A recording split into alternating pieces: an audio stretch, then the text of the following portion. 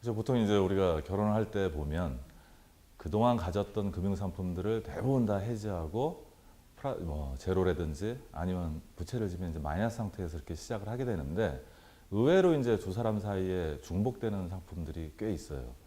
예를 들어 뭐 펀드나 적금이나 이런 건 결혼 자금으로 다 쓰겠지만 누구나 하나씩 갖고 있는 청약통장이라든지 아니면 보험이라든지 연금 같은 상품들은 사실 중복되게 가입한 경우가 굉장히 많이 있고요. 그래서 그런 어떤 우리가 결혼식에 앞서서 결혼식을 해서 두 사람 살림을 합치는 것도 하나의 방법이고, 그 다음에 그 이전에 가능하면 빨리 통장을 서로 중복되는 것들을 정리하는 통장 결혼식도 사실은 그 결혼을 준비하는 커플들한테 굉장히 필요하다는 얘기죠.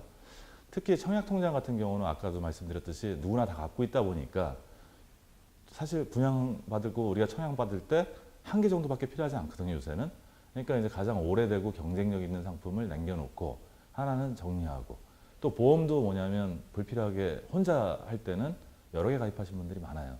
근데 결혼해서 그게 한 사람 보험료일 때는 크게 부담이 안 되지만 두 사람 보험료일 때는 부담이 굉장히 되고요.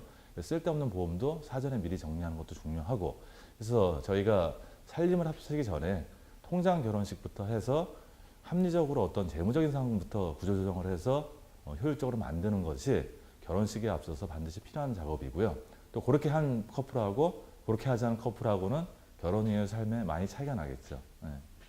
사실 오래 사귀었다고 해서 결혼을 앞두고 해서 상대방의 어떤 재산 상태라든지 뭐 돈이 있냐 없냐 여부를 서로 얘기하는 거는 상당히 어려운 어떤 굉장히 민감한 문제가 될 수도 있고 어떻게 보면 자존심을 건들 수 있기 때문에 저는 그런 커플들 많이 봤습니다. 저희 찾아와서 이렇게 상담을 하다 보면 자연스럽게 저 같은 전문가를 통해서 자연스럽게 결혼 전에 상대방의 결혼 상태라든지 돈에 관한 생각이라든지 이런 것들을 확인할 수 있는 과정이 되기 때문에 의외로 둘이서 얘기하는 것보다 이렇게 전문가를 놓고 돈에 관한 얘기를 이렇게 하다 보면 서로한테 오해도 이제 좀 풀리고, 아, 저 사람이 저렇게 마인드를 갖고 있으니까 내가 좀 도와줘야겠다, 이런 마인드가 자연스럽게 형성되기 때문에 저는 결혼 전에 돈에 대해서 좀 민감하고 말하기 좀 껄끄럽다 그러면 저 같은 전문가를 찾아서 상담을 한번 받아보시면 굉장히 더 만족도가 높아질 거라고 확신합니다. 네. 굉장히 도움되는데요. 예, 실제로도 그럴 것 같아요.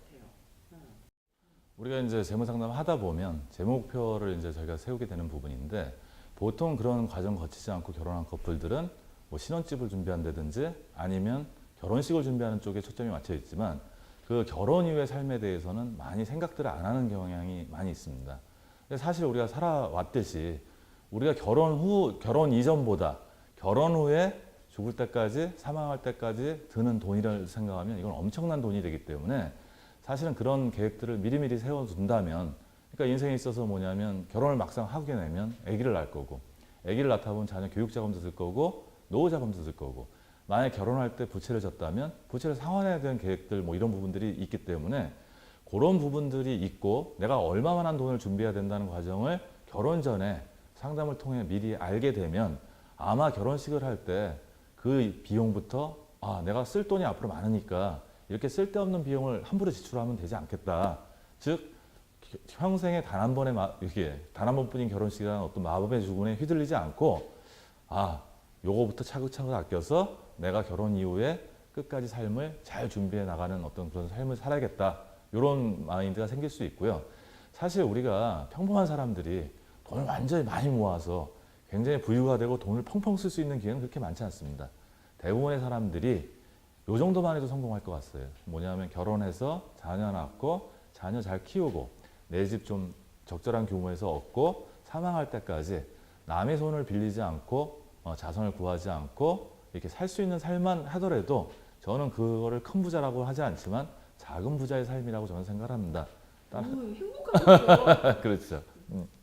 제일 행복하고 제일 알뜰하게 잘 사는. 예, 그렇죠. 네. 그게 이제 뭐냐면 결혼 전에 재무 목표를 세우다 보면 결혼식 뭐 이런 부분이 아니고 결혼 이후에 뭐 삶까지 구체적으로 그려볼 수 있기 때문에 상당히 바람직한 것 같습니다.